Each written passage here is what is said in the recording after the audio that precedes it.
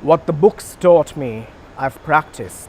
What they didn't teach me, I've taught myself. I've gone into the forest and wrestled with the lion.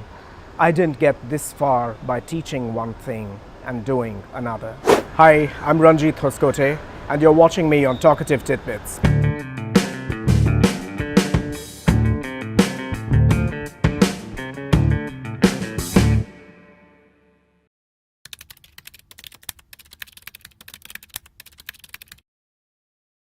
Anglophone poetry in India, or what we call Indian poetry in English, is actually a very variable animal. It has many different moods, many different practices, all the way from page to stage, from poetry that is more classical and more metrical, to poetry that you can read at a slam and that appeals to larger, younger audiences. And at the same time, my cherished ambition for Indian poetry in English is that it could also form connections with the kind of poetry that's being written in other languages in India. And in future, what we will see more and more of is the kind of poetry that transcends linguistic barriers. And I think many people writing in English in India are actually breaching those barriers today. We live in a multilingual country, and our poetry or our poetries should reflect this reality.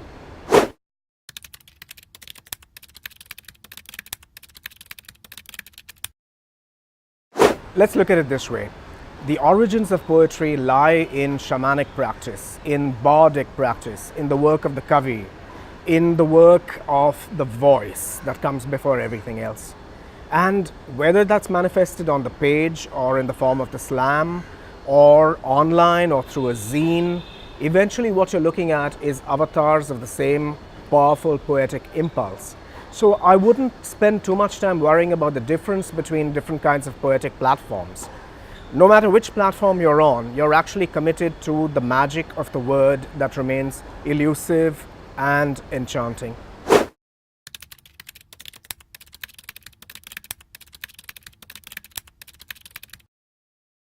Poets in every age, every period, every society have been highly experimental. So even when we talk about classic poets, when you look at the poetry itself, you'll see how much linguistic experimentation there is.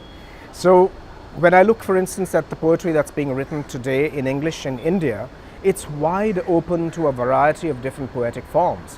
Whether it's the ghazal or the villanelle or the haiku or haibon or the cento, there are different kinds of poetic forms from other languages, whether Urdu or Persian or Japanese or the Indonesian tradition. All of these are being absorbed and improvised with.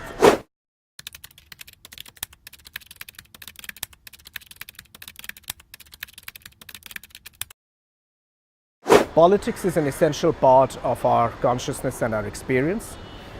So while I'm not happy with poetry that descends to the level of a slogan, all important poetry, all major poetry, all effective poetry will have a political dimension. It doesn't have to be about party politics. It doesn't necessarily have to make an overt statement. Sometimes the finest poems can make a political statement through gestures, through allusions, through hints. And that's really the beauty of poetry. You listen to a poem, it seems to be saying one thing, you go away, and then suddenly it hits you that what has been said is something deeper, more urgent, more powerful. The poem can never be exhausted. And part of this reserve energy that a poem has is, in fact, its politics.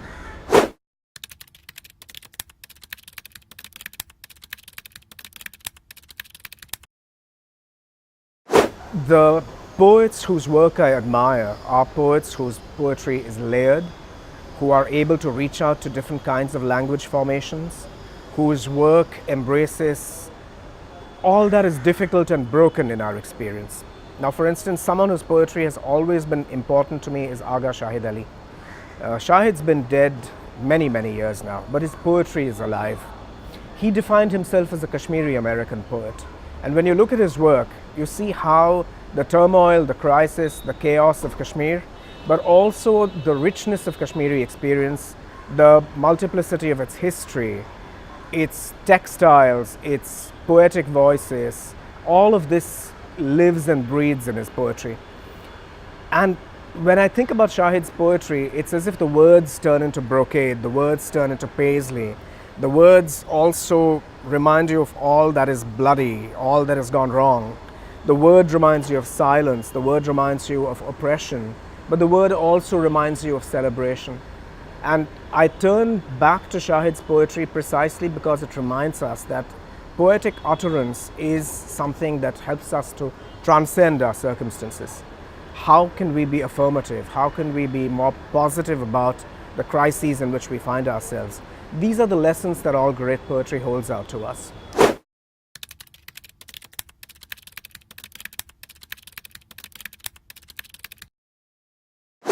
One of my most beloved translation projects, which is really more than a project because it is existentially real to me, is the Lala project. I spent about 20 years of my life reading, engaging with, working with the contexts of the poetry of Lal Ded or Lala or Laleshwari or Lala Rifa, who is one of Kashmir's major mystics. She was a 14th century mystic, and her work has come down to us through generations of people who recited, who added to her poetry, and who finally brought it into scribal form and then into print. Now, when working with her vaks, as they are known, her utterances, my challenge was really how to bring across both the word and the world from which that word came. So it was really a deep immersion in my own past, in the past that I inherit as a diasporic Kashmiri. So whether it was Kashmir Shaivism or Trika or the Mahayana Buddhism that preceded it or the Sufi Islam that followed it, I found that translating Lala meant also translating her temperament, her contexts, her historical difficulties, also what it meant to be a woman quester in a Shaivite tradition in Kashmir in the 14th century. And as a male translator working with a female poet, there are very particular questions that arise. How do you bring across an experience of sensuousness, an experience of stigmatization, an experience of wandering away from the world of householders? What does it mean to become an independent quester as a woman in the 14th century? You know, when you're a translator, you really put yourself into the life and the circumstances of somebody else. You become somebody else. And it's a process that breaks and remakes you as a translator. So I found also that as a poet, I learned a great deal from this project. So the 20 years I spent translating Lala was for me a very long apprenticeship. And I count Lala as one of my teachers. It's somebody who lived centuries before I was even born. But to me, she's a real presence, a living presence, and a teacher and a mentor.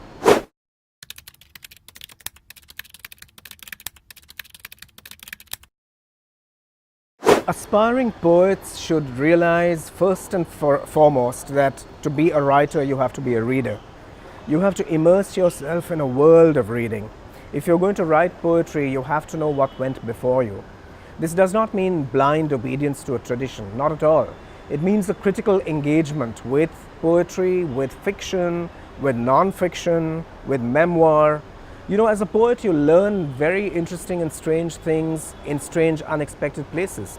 I found, for instance, that reading the novels of the Brazilian novelist Clarice Lispector suddenly opened up a poetic door for me. I've learned also that going back to poetry that was written in Persian centuries ago by Attar, the mystic, that opened a door for me.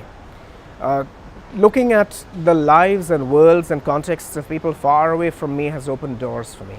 So as a poet, you have to be responsive to impulses that come to you from unexpected quarters. Often through reading, sometimes through film, through music, through the other arts. You know, whatever kind of artist you are, it helps enormously to be open to the other arts. So whether you're listening to Hindustani classical music or to jazz or to trance or to techno, or whatever it is that you're listening to, music has a way of imparting lessons to you when you're working with words. Because music really is a condition that challenges us. It has a certain abstract quality. And since we work with something as material as words, how do we deal with that? You know, as a poet, you have to put yourself into difficult situations. You have to get out of your zone of comfort and work with forms of art that have technically nothing to do with your art.